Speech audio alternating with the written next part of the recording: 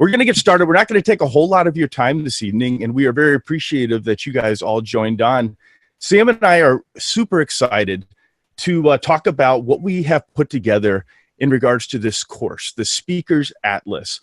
We've put together what we believe to be probably one of the most instantly adaptable and practical solutions to obtaining engagement from your audience, whether you're educating or you're wanting to dive into public speaking. And so for the next 30, 45 minutes, what we're going to do is we're going to talk about why speaking or moving on to education is the next step for you. Then we're going to talk about our journey that we've taken as educators and what you can expect from this course. Now, our goal is by the end of this webinar, if only one thing you take away from this is to maybe at least spark some curiosity in elevating your professional growth as an educator and a speaker. So maybe you are already an educator, or maybe you're wanting to dive into it. This is why you should look into this. Now, what I'm going to show you guys is something that I call the motivation and years of service platform. So if you look down on the x-axis, you're going to see years of service, and on the y-axis, motivation. And something interesting happens. You start off, you get out of school, you got your, technical college stethoscope, you're super pumped, you got your trauma shears, and then over time, that motivation just slowly starts to work its way down. And eventually you hit a plateau. And I think we've all seen people that are in this plateau where they're basically like a Groundhog Day, showing up and doing every shift like the shift before and basically repeating their first year for the next 15 to 20 years in EMS. Now, this is why this is interesting. If you look at the competence and confidence, and some of you guys will know this as the Dunning-Kruger graph, this isn't actually a graph by Dunning-Kruger, but it's basically a pictorial of what their message was. And when somebody gets out of school, they have a ton of confidence. And they're thinking to themselves, you know what? Everybody's going to present just like the book. I'm going to see all these signs and symptoms, and I'm going to be able to treat everyone. I am the smartest man alive. And what you see is over time, that gradually starts to go down, and they realize that all these patients don't play by the book, and their confidence starts to go down. Now, what is interesting is if you overlay these two graphs, it's something disappointing. It's right when you're getting to the part of the competence and confidence where you would start on your path to expertise is when somebody is just about ready to plateau. And I think that this is where we see people, I call this the nursing school spot, because usually this is where people start looking for their out. I got to get out of EMS. I can't do this forever. And this is where I feel like people can maybe start to excel and elevate as an educator. Now, that doesn't say that you have to teach or you have to be in the field for so long to be an educator, but I believe that this area right here is where we can intercept and we can dive into a whole new domain of educating and speaking and kind of renew the love we had at first for EMS. So I'm going to tell you about our story. So you look at these two jokers right here. This is Sam and I. And Sam looks like he's taller than I was in this, but he was actually standing on a rock or something. Actually, I don't know. I think he was taller than me at the time. I got his mic muted, so he can't say anything. Sam and I both went to EMT school. We both went to paramedic school. We both went to critical care. We both worked at the same place. And what we found is that we just kind of got bored really quick. So we'd go through EMT school. All right, this is cool. What's the next thing? What's the next thing? And then you reach this like top tier where you got every certification, you got alphabet soup behind your name. And maybe you don't want to leave EMS, but you just need something new for yourself. And so we started to get into education, and it just started off with just us talking around ambulances. And this picture looks like it's like 100% staged, but it actually isn't. Joel Porter actually took this picture because he saw that we were always doing these little training sessions around the ambulances, and neither one of us were in a training role at this time, but we wanted to see how we could start maybe venturing out into the realm of training. And sometimes it just starts off with these simple little sessions that you're doing at your station or at your base. And then one day I decided, you know what? I want to get into education. I want to do something. And I went up to our training supervisor. I approached him and I asked, can I teach one training session? That's all I want. I just want to teach one. And if you're looking at getting into education, I think that this is probably a really smart way to approach it. Just walk up to whoever's in charge of it and say, hey, can I take 1 month and do the training? Here's why, because they will love to have a month off from having to put together content. And this allows you to step out of your comfort zone. So that's what I did. I remember the training was on end-tidal CO2 and I was sick to my stomach over it, but I wanted to do it. I'm like, I gotta venture out. I gotta find something new. So now we fast forward 1 year. I am now the training supervisor for the company that I am with. And I developed this team and I handpicked these individuals. And so you can see I have 5 individuals here, one of them being Sam in the middle. And what we did is we assigned field educators. We stripped the officer name off of it, and we had field educators assigned to each one of our bases. And we had 5 bases at this time. And their job was strictly just to educate at their base. And so we started doing something called whiteboard wars. And so we put up these whiteboards at all the bases and we put it in an area where people would have to look at it, right? You put it up in the living room or the day room or close to the coffee machine, wherever people would gather, because our goal was to try to make them engage in some sort of passive conversation that was somewhat relevant to EMS as opposed to talking about, the last football game or whatever. And it was a tactic that we utilized, and it ended up being some form of a randomized controlled trial. And I'm going to tell you why. I walked in one day, and this was our station that we had in Waupun, and everybody was sitting around the living room. And I said to them, hey, what's your board on? And the board had been up for a week, and not a single person in that room knew what the board was on. And I'm like, that's really interesting. How are people walking right by this board and like not even reading it or not even paying attention to it? And so I started to look at the marketing strategies that are used in business and try to apply those to education, because we are asking people to invest their time in us. And so what I did was I changed it up a little bit. And I used this one, and I put this up at one of the bases, and everybody, I was getting text messages about it, and they were all, man, that's awesome. I really like that. Oh yeah. Where's the PEEP valve again? And so people were immediately drawn to this. And when you look at this, bro, do you even PEEP? There's some questions. Why is PEEP important? Twist to the desired PEEP. It's almost like I'm designing like a product, like a box for a toy or something to get a kid to say, Mom, can I buy this? You always see the kids are drawn to the toys when they're in the box, and then they open it up and play with them and they end up underneath their bed. And we were focused on the box at this point. How do we draw the audience in? And so Sam and I started to research this, and we started to trial different methods. And what we found is that we could utilize those same techniques that we use on the whiteboard in our actual presentations. And so I had to give a talk. This was like one of my first big talks. It was for the American Heart Association's cardiovascular conference. It was full of cardiologists, doctors, people way smarter than I am. And I'm like, oh my God, how do I put this together? What am I going to do?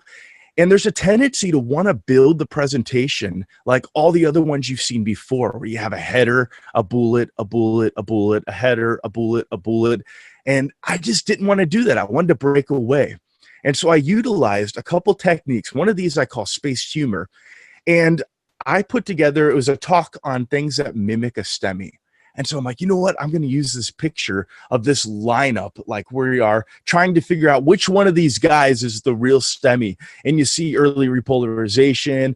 You guys probably see LVH, maybe a left bundle. And then what we did is we went through all of these STEMI mimics, and we found the one that was actually the ST elevation from a coronary occlusion. Everybody loved it. I got so many people coming up to me, and one thing led to another. And then Sam was up there at the next conference and he was speaking with me. And then we started putting on these cardiovascular conferences. And what you see is like all of these pictures that we were utilizing, we were building on our own. We were learning how to use PowerPoint, how to use Keynote. And every single lecture that we gave, we had people coming up. Oh my God, that was the best presentation I've ever seen. You guys were the best speakers of this conference. And it wasn't because we're phenomenal speakers, but it's because we were doing something different than the previous 4 speakers before us. And so it's opened up so many opportunities in ways of outreach and improving ourselves as professionals. This is us at the Fast 18 conference. Sam was teaching there. You can see this is at the Wisconsin EMS Association. We started doing these one-on-one workshops. And what you're going to find is once you start putting yourself out there as an educator, the world is literally at your fingertips because you start bumping shoulders with guys like Eric Bauer and Jim Ducanto and some of these huge people in the foam ed environment, and you start collaborating with them. And you start meeting people that are like-minded.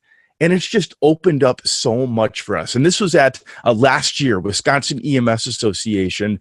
And you can see this all-star lineup we have here. You got Jim Ducanto with the mic, Brandon Miesmere next to him, Jeff Jarvis sitting next to Chris, Sam Ireland, and Eric Bauer. If you would have showed me this picture 5 years ago and told me that I would be hosting a panel with these guys in it, I would have thought you were off your rocker because it just didn't seem like an obtainable goal. But once you start putting yourself out there, you end up in a dinosaur suit with Sam on stage demonstrating how to do the suction-assisted laryngeal airway decontamination. And then I was approached and they asked me if I would be interested in doing the teaching course, which I had always been a huge fan of. And that really was a huge part of when I started to realize that, wow, this is so cool. I'm standing next to Morton, Salim, Ashley Liebig, Ginger Locke over in the corner there. And I was getting to have dinner with these people. And we were discussing engaging and tactics and how we like to teach. And that's kind of where this all developed from. And I see myself as a paramedic, as a flight paramedic. But when I think of myself and what's been the most meaningful in my career, it's been my time as an educator. And now, Sam, you were here at this picture. Where is this at? This was at the trauma symposium for UW-Madison. And actually, this wasn't even my talk. This was Cynthia, and she invited me up on stage to help her out with a demonstration. And I think we were waiting for the next part of the talk to start. And we snapped a picture just because it was kind of cool with the audience, and we decided to get a picture right away. And then this next picture here, Tyler talked about some of the benefits of speaking and meeting all these different people, and there's so many different facets to it. And I think that's why it attracts a lot of people. They want to be the one who delivers the information and things like that.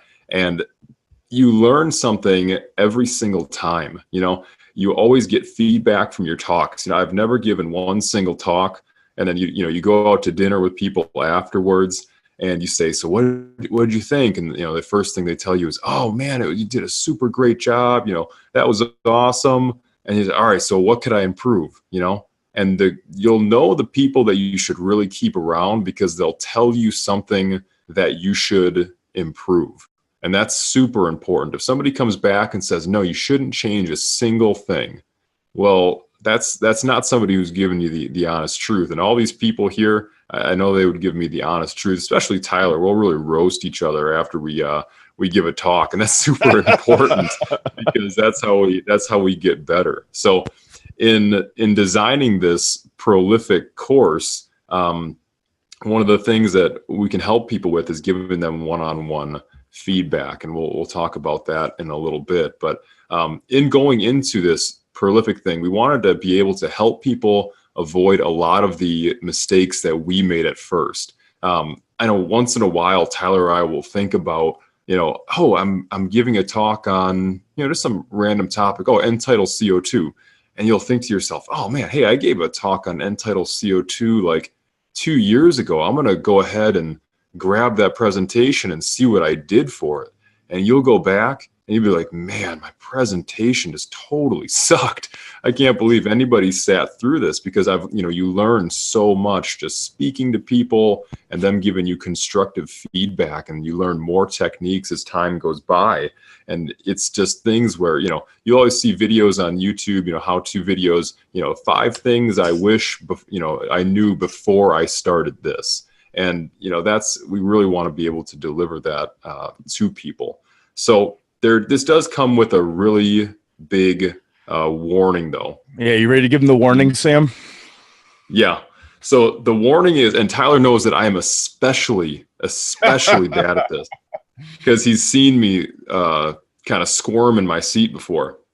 If anytime you attend a conference after you take this Speaker's Atlas course, you will not be able to sit through bad talks. You will not be able to sit through them, because you'll recognize all of the things that we talk about inside of this course, and you will have visceral pain in your chest and your stomach, and you won't be able to actually sit through it. So, and we know this because we've brought this up to people. If we go to conferences with friends or something, they'll think, oh, hey, what did you think about that talk? And we'll say, man, I think that person did a really great job. It's just that, if they would have delivered the information in this way, it's like, I noticed they kept doing this, and it was, their information was good, but it was really, really hard to listen to them.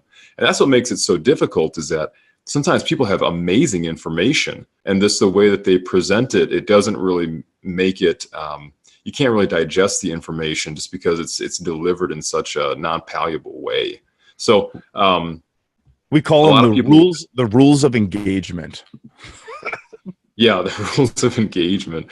So a lot of people ask, well, how do I get started? So if you take a look at this picture here, and I like this picture a lot, because a lot of times you arrive to somewhere that you're speaking, and you look at the venue, and it might not be like this. Where you present might be like a boardroom, or it might be a training room, or it might be the back of an ambulance. Maybe you hold trainings in weird spots and things like that. But when you start looking out at wherever you are, you see false beliefs, you see doubt, you see fear, you see judgment from the audience. And all these things are really difficult to deal with. And public speaking is one of those gigantic fears for people. And it's a really hard thing to get past. But then how do you get past it? If you have confidence on stage, I almost think about it like this, like those false beliefs, those doubts, the fear, the judgment, they start to shine in your eyes like a bright light, and they start to distract you and blind you from delivering your message. And I think about confidence in your ability to speak, confidence in the material that you're delivering, and then especially this one, confidence in the way that you are actually delivering that material is huge. If you go on stage and you have a presentation where you're thinking, man, I have no idea if this illustration is clear. Is this the point I'm trying to drive home? Do I think anybody's going to get this illustration and things like that? It's really hard to get your confidence level up to a point where you actually need it to be. So people will ask, well, building on that question, how do I get started?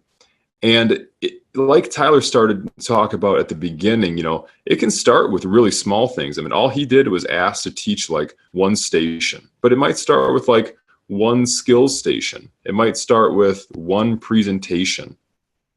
It might start with, and then, building on that, one whole training. Maybe you get a little more comfortable and you ask to speak at, one conference talk, or a part of a conference talk. It doesn't even have to be a whole one.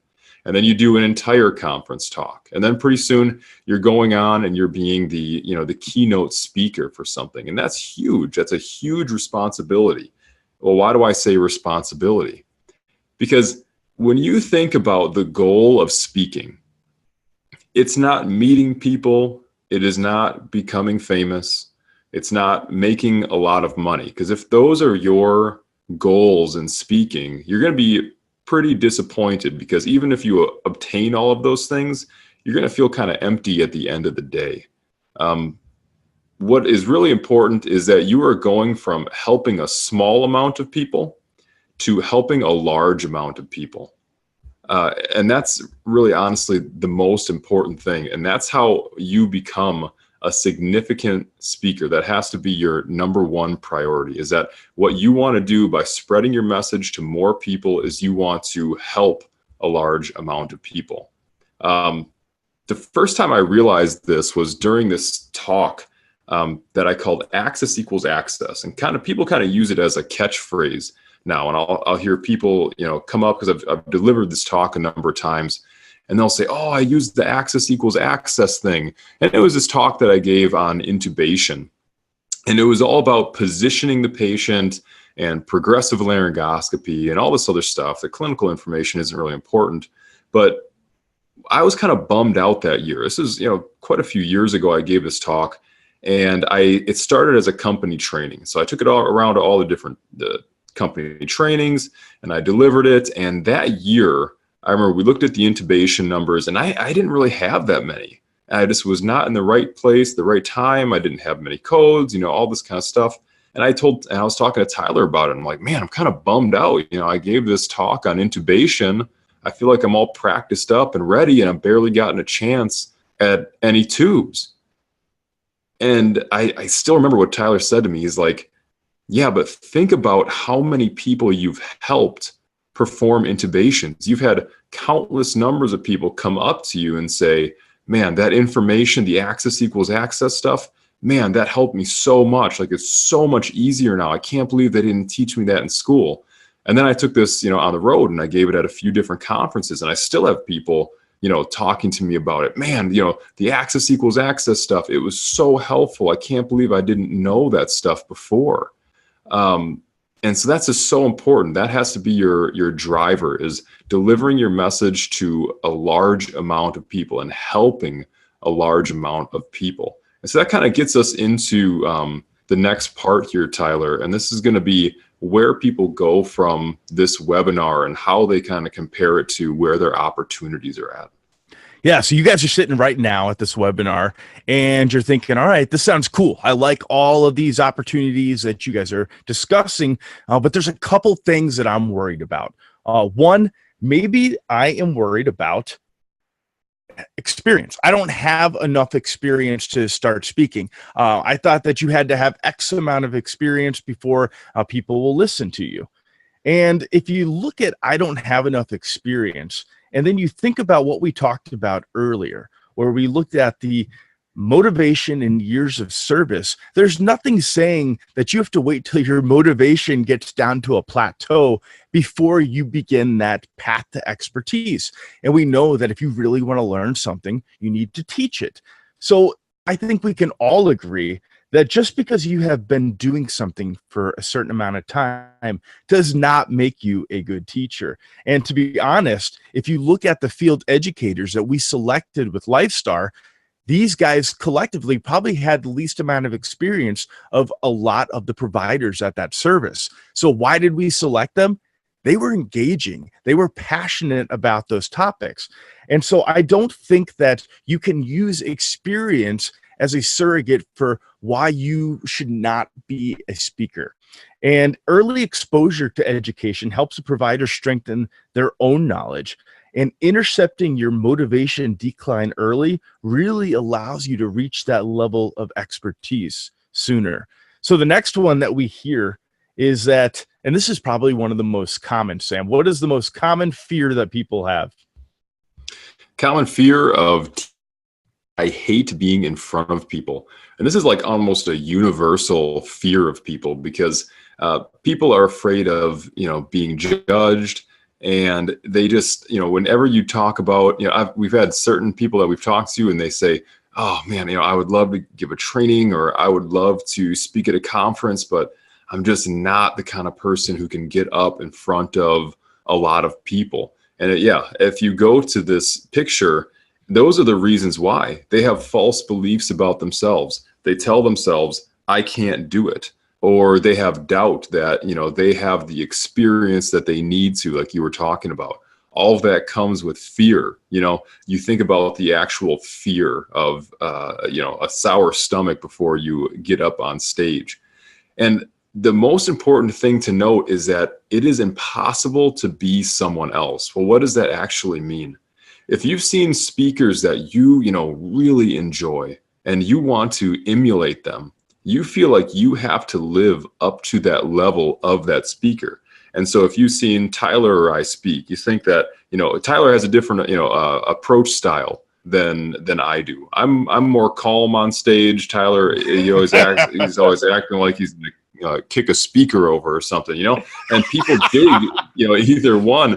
But people watching us, if they only saw Tyler speak, they might think that, or let's say I'm in the audience and I'm not a speaker and I'm watching Tyler speak, I might think that I have to be like him if I want to be successful. So I have to, muster up this, just huge stage presence or energy that maybe it's not my character. But at the same time, I have to realize that I have a different approach, and people can appreciate my speaking for totally different points than somebody would appreciate Tyler's speaking. Doesn't mean one way is better than the other. It just means they're different. But the thing is that whatever it is that you're good at, and there is something, everybody's good at delivering information in some way. When you think about an audience of 100 people, if you think they all learn the same, you're wrong. And so whatever it is that you have to offer is going to be important to somebody. And that kind of gets us into our next point. Yeah. So the next part, and this is interesting because I work with a nurse named Keith Velasky. And I said, Keith, if you were going to sign up for this course, what would be something that would prevent you from doing it? And I thought this was interesting. This is not one that I would have originally thought of as a false belief pattern. But he said, what do I have to offer? What do I have to say that has not already been said? There are so many people out there in the FOAMed community, so many speakers. Everybody's got a podcast. Everybody's doing something. What does Tyler have to offer? What does Sam have to offer? And this is kind of how I think of this. And this is just my visionary of what this looks like. If you take a curriculum, let's say you are a formal educator at like a technical college, or maybe you're just teaching something at your service. If you take the material in that curriculum and then you just kind of put it verbatim into the mold that is PowerPoint or that is Keynote, then you do not have anything to offer. You are basically just a medium for that information. But what we've seen is that if you can take that information and you can sculpt it into something that's relatable, then you immediately get engagement. And so this is the oxyhemoglobin dissociation curve. And I was trying to teach this to our medics, and they're like, dude, why do I even need to know this? This is boring. And then I put it on the slide. So you could see that it takes a lot longer to go from 100 to 90 than it does to drop off a 90 when we were talking about when to pull out, when to stop your intubation process. And I just put the spin on it. And what I tell people is you do not need to reinvent the wheel. And this sounds like a really corny saying. You just got to put a different spin on it. You don't got to reinvent the wheel. Just put a different spin on it. And that's what we're going to teach you to do inside the Prolific Speaker Atlas course, is how to take really difficult concepts and then put your own spin on it so people go, oh, well, crap, that makes a lot of sense. And they look at this picture here and go, oh man, that makes a ton of sense now. And you know what? As educators, we all share this information. I'll come up with a really cool way of teaching this. You'll come up with a really cool way of teaching the clotting cascade, I hope, because I've worked on that for years and I can't figure out a better way of explaining that. And we all share this information. But the mindset to get into that, you need a couple things.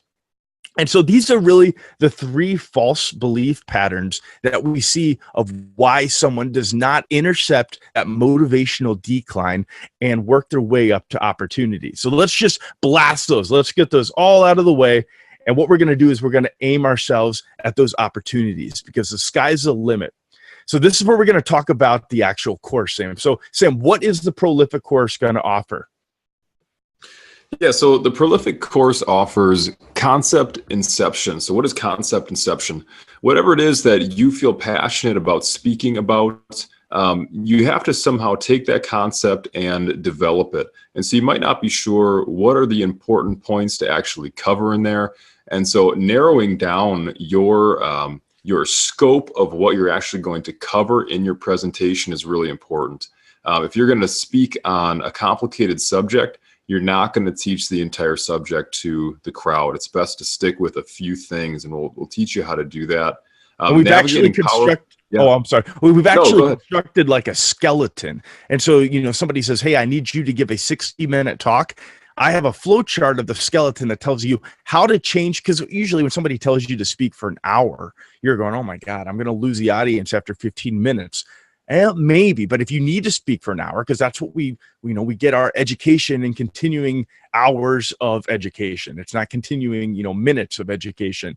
And so what we'll do is we'll actually show you the skeleton model that we have.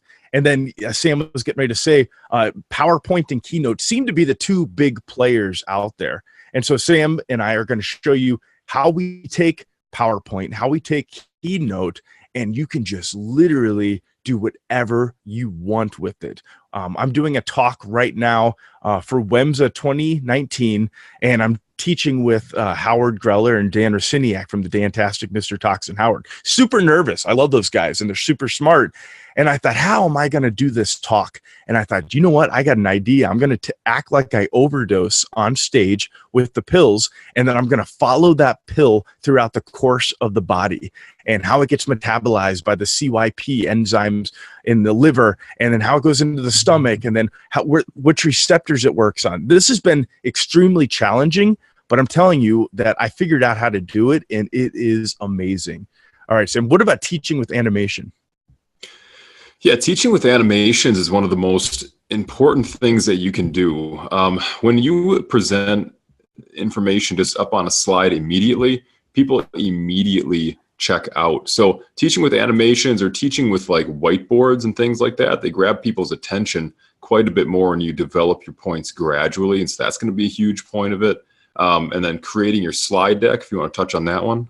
Yeah, so when you're putting your slides together, that's kind of like the last thing. That's the skin, and that's why I referenced the skeleton in the beginning. So the skeleton is like the feelings that you want your audience to go through. If you saw the skeleton to this webinar we're doing that we've rehearsed, we've taken you up and down through emotions.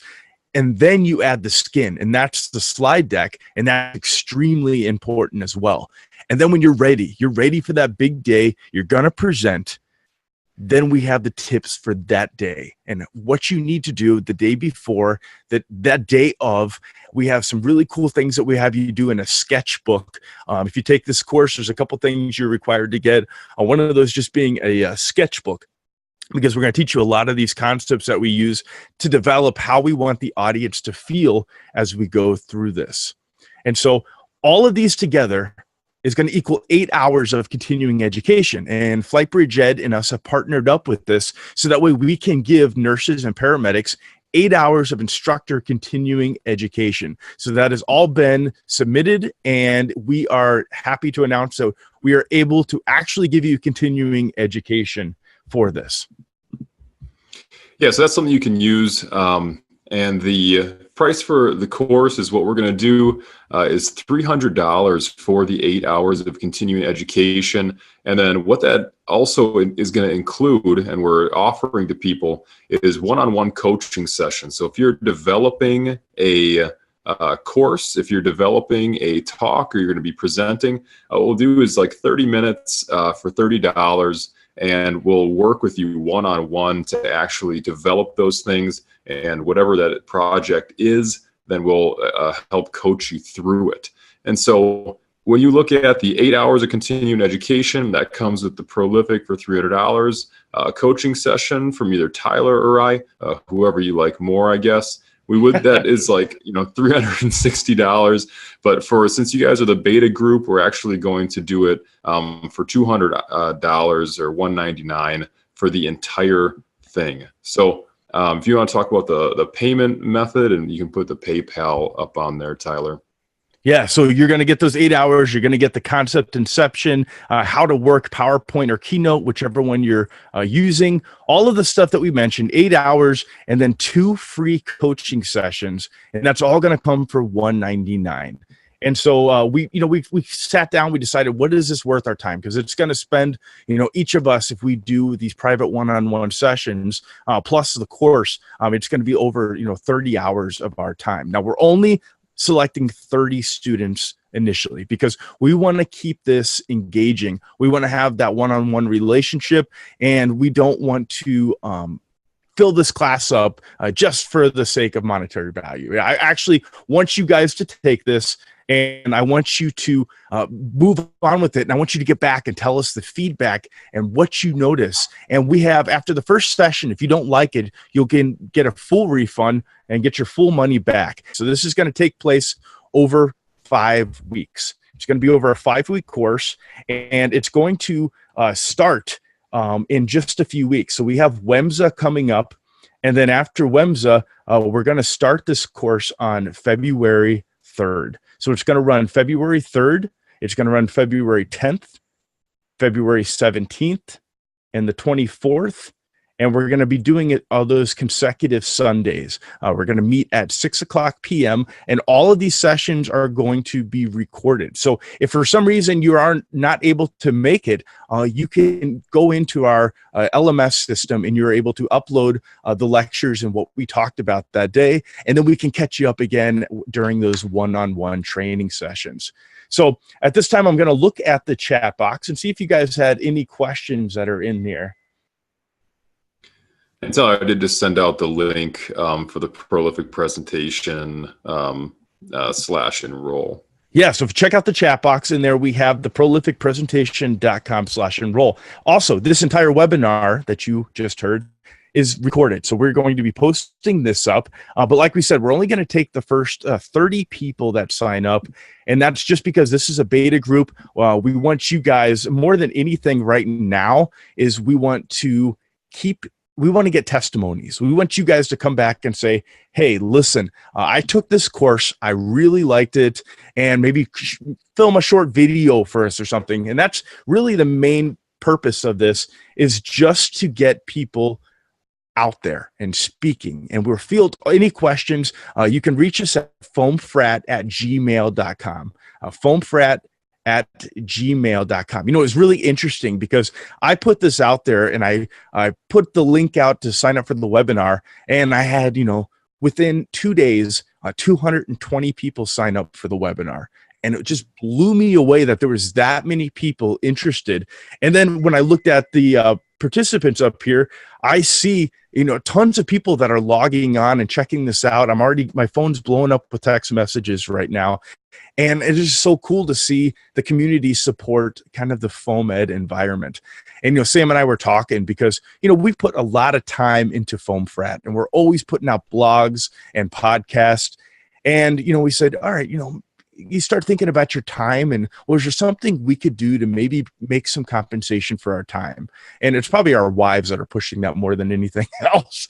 And so we thought, what, let's put something out. We're going to continue putting out free content. We're going to continue putting out podcasts and blogs, but maybe we can give a valuable product, and we can kind of spark something within the Foam Ed field. And, we thought about doing some sort of course, critical care course online. And who knows, maybe, the sky is the limit when it comes to this. But what we want to do is we want to see what you guys do with this, because you got the information. You know what you want to do. You know how to talk about that stuff, but you just need some help presenting it. And that's really what the goal is with this, is to help you present that material. And Sam, did you have anything else you want to add? There's some people saying that they're, sorry for logging on late and stuff like that. Nobody worry about that. This is all recorded, and so we're going to post it up.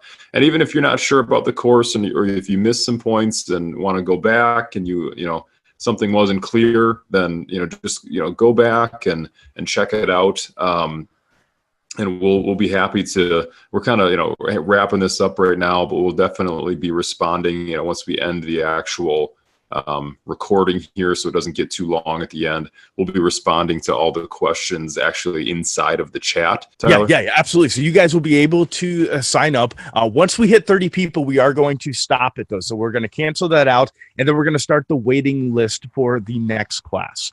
And you know what? I know a lot of people have said, well, can you take a little bit more than 30? Because that's not a lot compared to how many people have signed up for the webinar.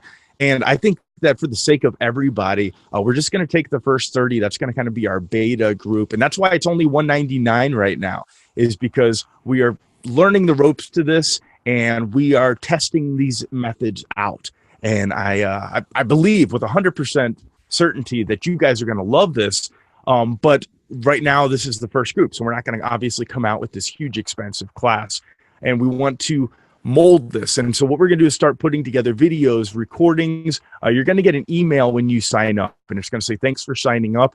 And then you're going to get a personalized email from Sam and I with things that you can start preparing before the first class.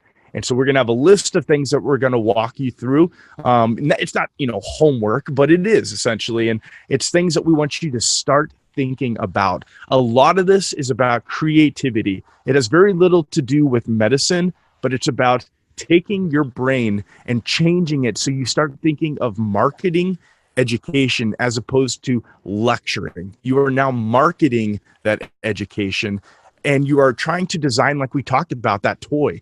You think about that box, what it looks like on the outside, and you want the audience to want to get their hands on it and open up and start unpacking that information. And if we can do that for you, God, it's going to be great. And I think that you guys are going to love this. So thank you guys so much. I see a ton of orders have already been processed. You guys can probably hear my phone dinging in the background.